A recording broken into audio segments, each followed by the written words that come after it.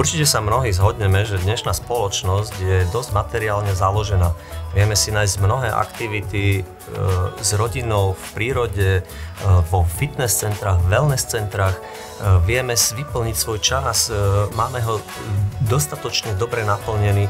Aký to má ale praktický význam na náš život, to sa porozprávame s našim dnešným hosťom, pastorom Jaroslavom Prášilom. Teším sa na toto stretnutie v relácii Minúta k veci.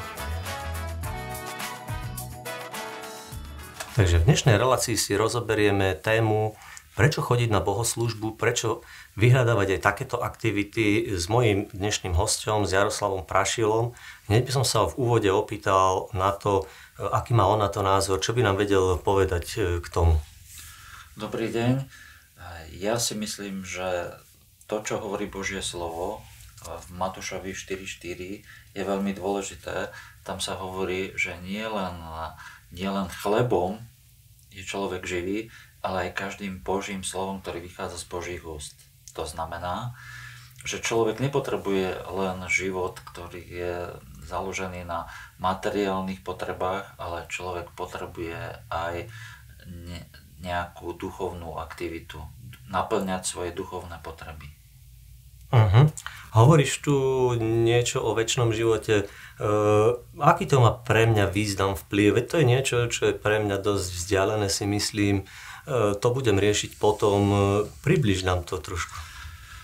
Áno, túto chybu robia skoro všetci ľudia, keď si myslia, že otázka večného života je niečo vzdialené, niečo abstraktné, niečo nedôležité.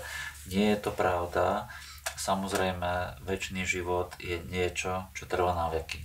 To znamená, večný život už teraz na tejto zemi je dôležité zaoberať sa touto otázkou, ale ľudia, ako hovoríš, ľudia sú veľmi materialistickí a ich nezaujíma niečo také abstraktné, ako je večný život, ale ľudia sa zaujímajú o to, čo ja z toho mám, aby som už tu na tejto zemi chodil na nejaké bohoslužby. Čo ja z toho mám, že už tu na tejto zemi sa budem zaoberať Božím slovom a čo ja z toho mám tu na tejto zemi, aký užitok, aký praktický význam.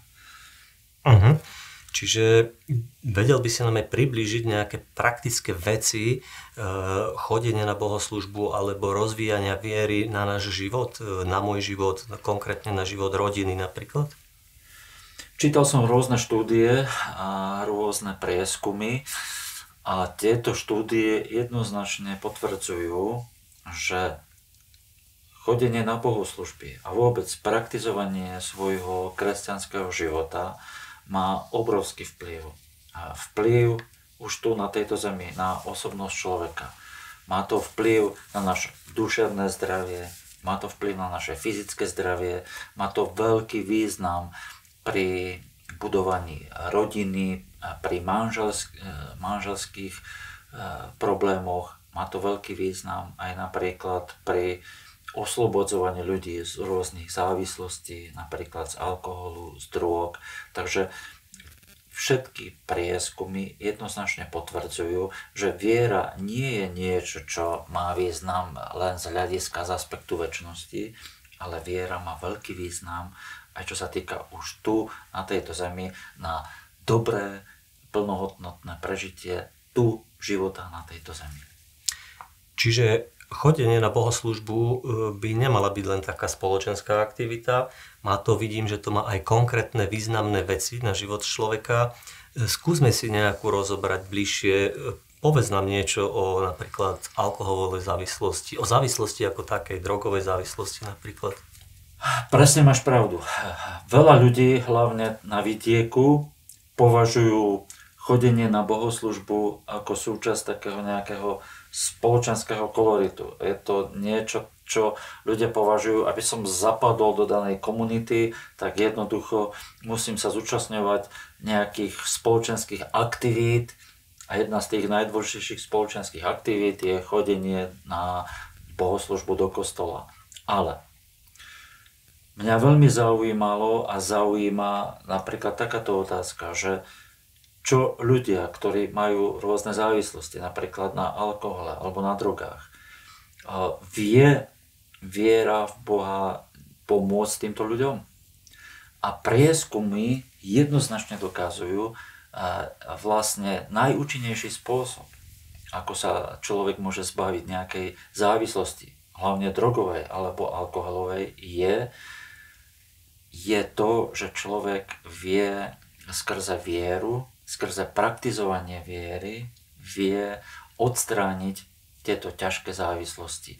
Prieskumy dokazujú, že úspešnosť oslobodenia týchto ľudí, ktorí sa snažia oslobodiť zo svojej závislosti pomocou Božieho slova, pomocou bohoslúžby, je až o 33% väčšia ako ľudí, ktorí nepraktizujú vieru. Ktorí vynechávajú rôzne takéto aktivity proste, hej? To je výborný poznatok, zaujímavý. To by mohlo mnoho ľudí osloviť. Spýtal by som sa aj na význam viery na manželstvo napríklad. Dnes sú také situácie, že rodiny sa skôr neuzatvárajú, skôr ľudia žijú tak na hromadke, ako by sa dalo povedať. Aký toto má, ako by sa nám vedel toto vysvetliť, objasniť? Toto je veľký problém dnešných dní. Veľký problém dnešných dní, že je absolútne potlačená potreba, význam a zmysel manželstva a rodiny ako takej. Je v tom dosť veľký chaos vo svete. Výsledok toho je, že rodiny, manželstva sú nekvalitné, je vysoká rozvodovosť, ľudia sú nešťastní v manželstvách. A práve výskumy jednoznačne dokazujú, vedecké výskumy jednoznačne dokazujú, že veriaci ľudia majú o 80 až 90% kvalitnejšie manželstvo ako ľudia, ktorí sú neveriaci. Ja si myslím, že vyplýva to z toho, že veriaci ľudia ako takí majú lepšie zakodované vo svojom srdci nejaký morálny kompas, ktorý ich vie navigovať. Títo ľudia majú väčšie pochopenie, väčšiu takú empatiu voči tomu druhému človeku. A toto jednoznačne skvalitňuje manželský život ako taký. Čiže mi chceš povedať, že manželia ako takí sa neupierajú len na svoje schopnosti a svoje nejaké presvedčenia o tom, ako by malo manželstvo fungovať, ale je nad nimi niekto, z koho čerpajú a odkiaľ berú informácie? Presne tak. Treba si uvedomiť, že manželstvo, človek nevymyslel manželstvo. Manželstvo je Boží vynález. Na manželstvo je Boží spôsob, ako muž a žena majú spolu nažívať. A teda keď to Boh vymyslel, tak určite aj vymyslel všetky mechanizmy a všetky prostriedky, ako mať kvalitné manželstvo a dobré manželstvo.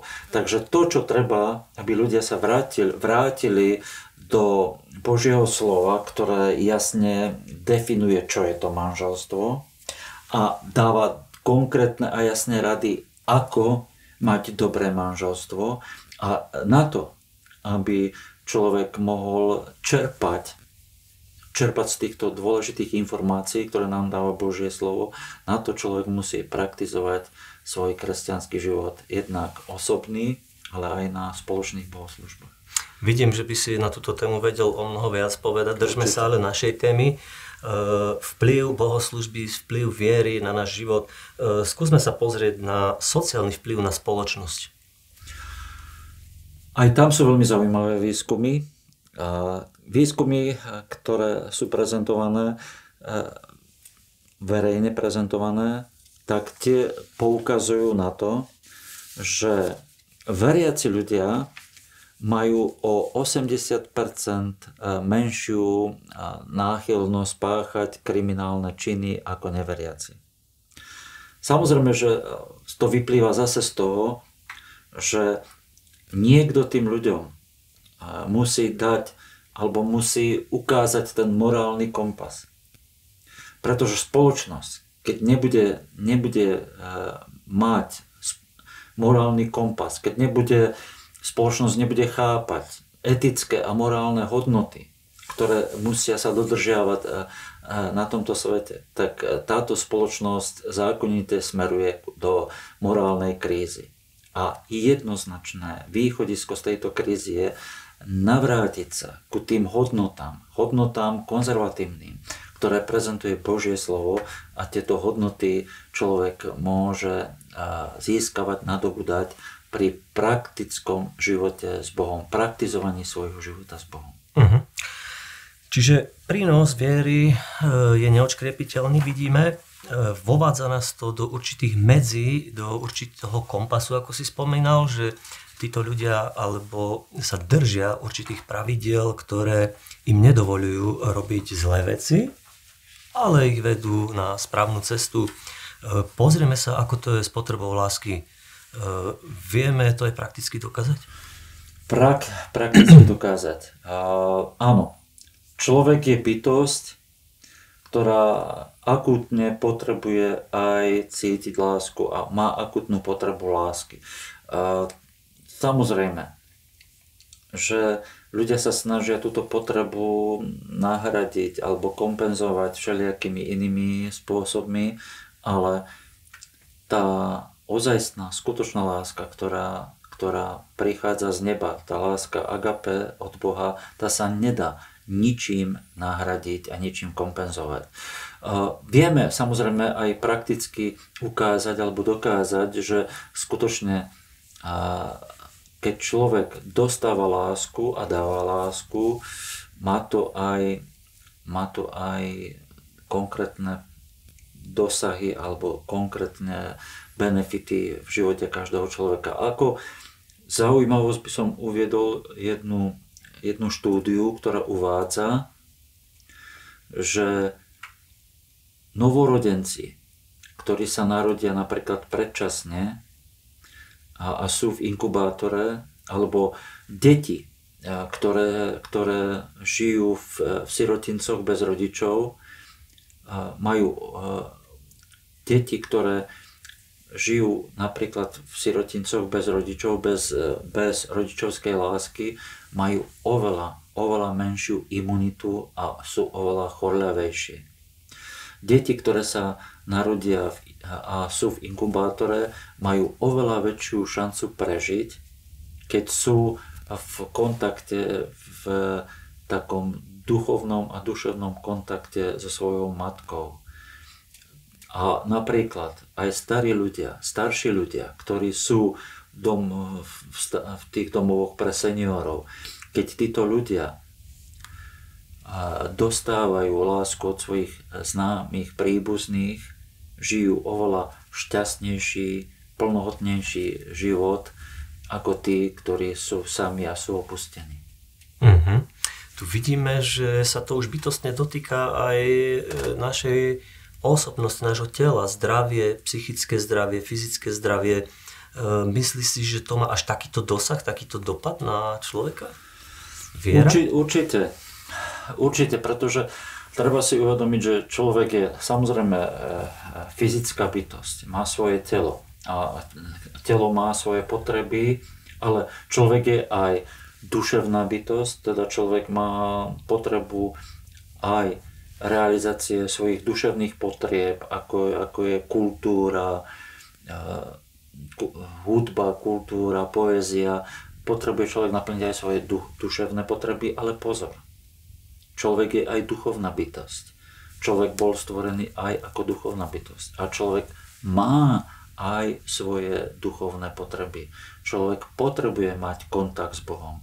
Človek potrebuje byť napojený aj na svojho stvoriteľa. A zanedbávanie tejto oblasti vedie k tomu, že ľudia nežijú jeden šťastný, spokojný život. Sú stále v takom štádiu hľadania niečoho. Stále cítia nejaký deficit, nedostatok, ktorý sa snažia kompenzovať všelijakými inými aktivitami. Ale podstata je taká, že každý človek potrebuje mať vzťah so svojím stvoriteľom. A zase jednu štúdiu, ktorú som čítal, táto štúdia hovorí, prakticky zmerala táto štúdia dosah na dĺžku života ľudí veriacich a neveriacich. A zistilo sa, že veriaci ľudia úplne konkrétne, štatisticky sa dožívajú o 7 rokov viac ako neveriaci. To pri u beložskej populácie. Ale u černošskej populácie je ten rozdiel ešte markantnejší. Doslova u Černochov je dĺžka života veriacich o 14 rokov väčšia ako u neveriacich.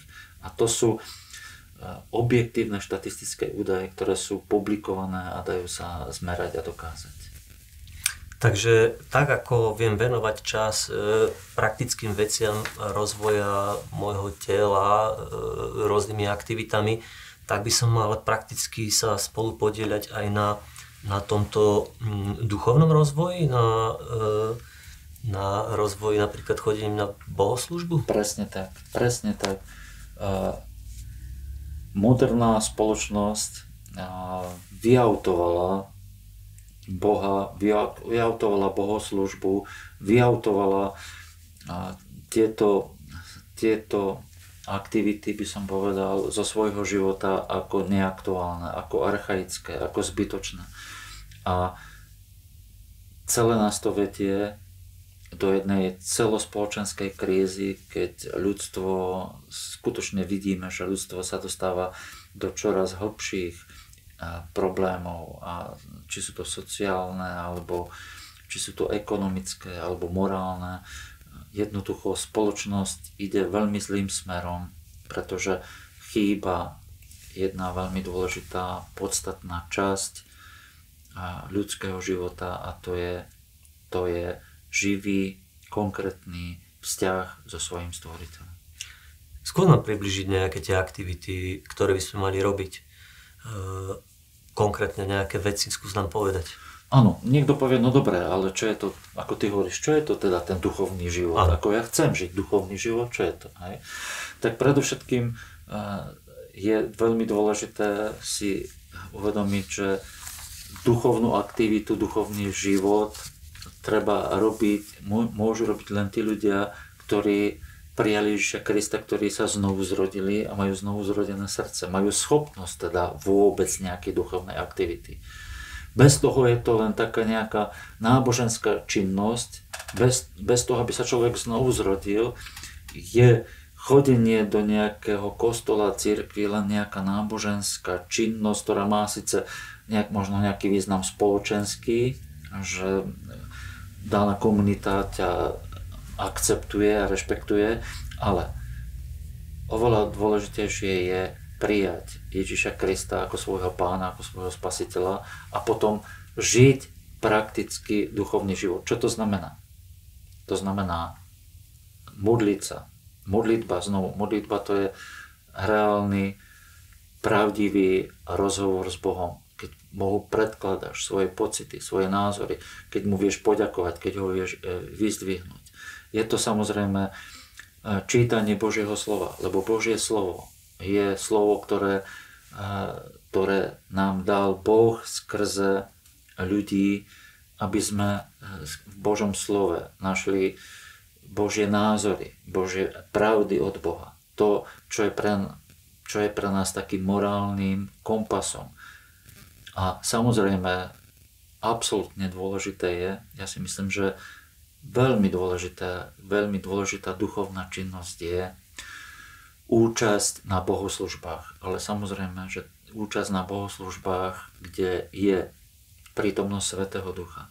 Účasť na bohoslužbách, kde sa reálne ľudia vedia odosobniť od svojich problémov, starostí, a kde vedia reálne ľudia vstúpiť do Božej prítomnosti, vedia chváliť, uctievať Boha, vedia mu ďakovať a vedia prijímať kázané Božie slovo, ktoré má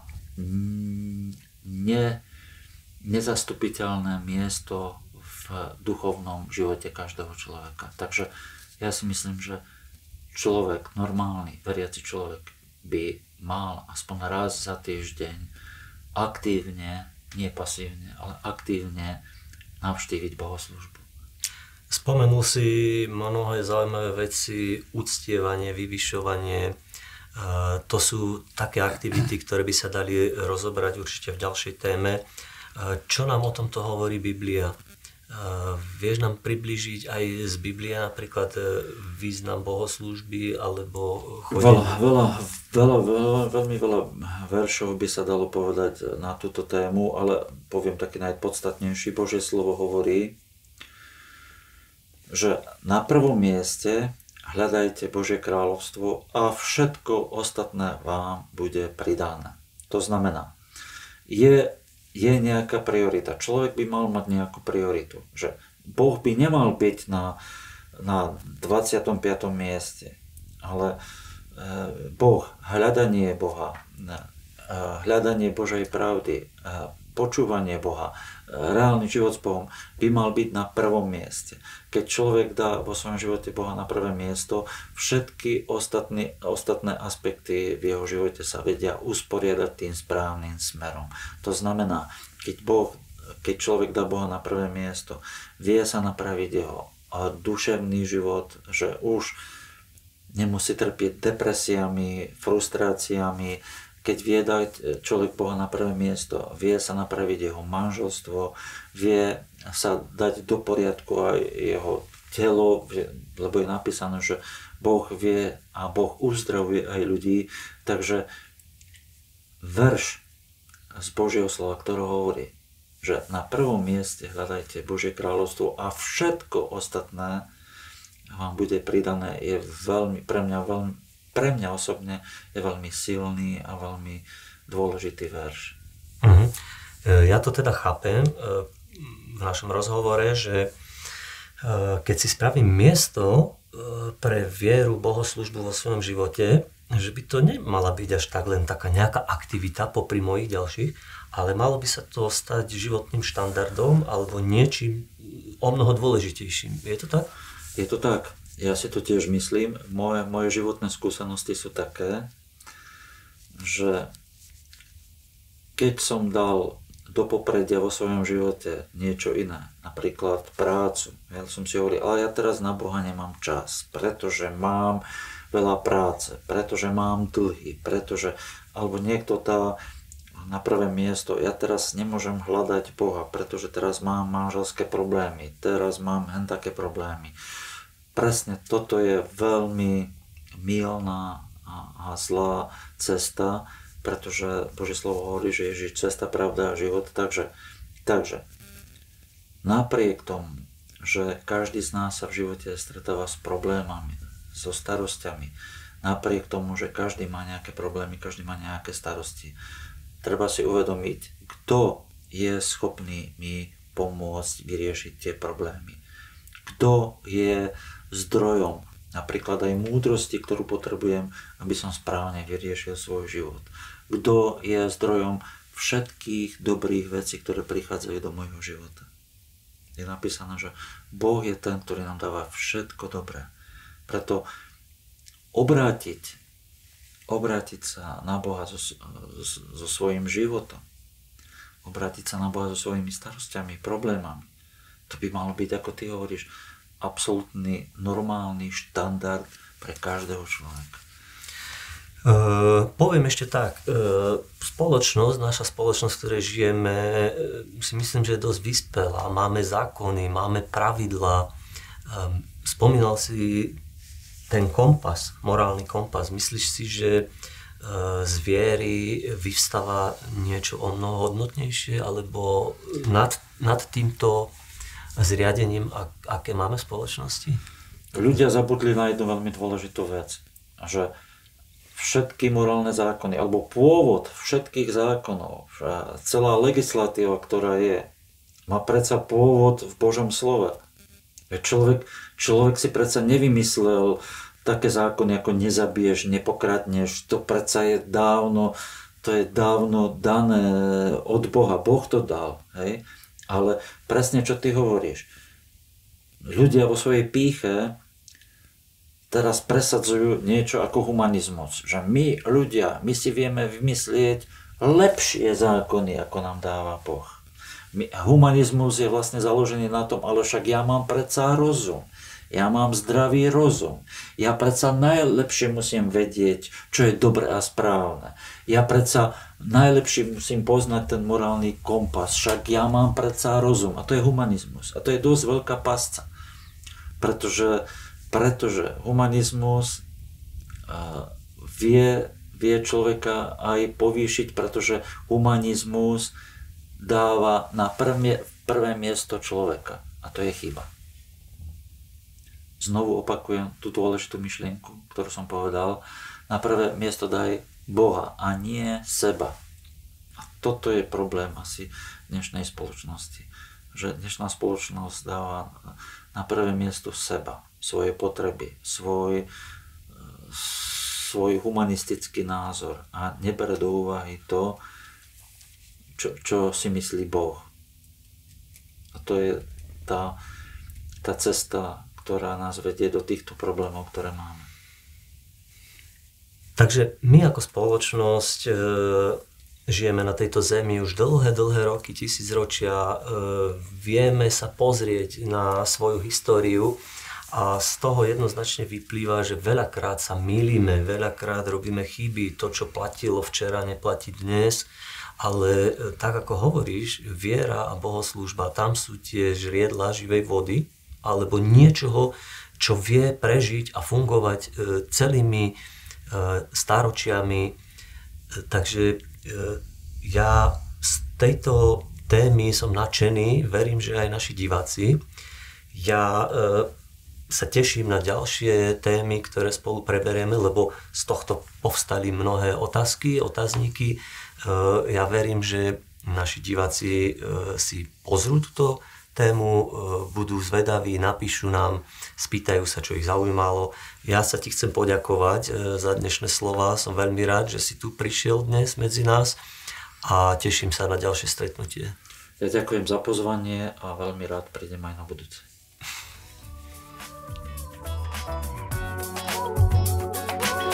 Takže toto bol náš dnešný hosť, Jaroslav Prašil.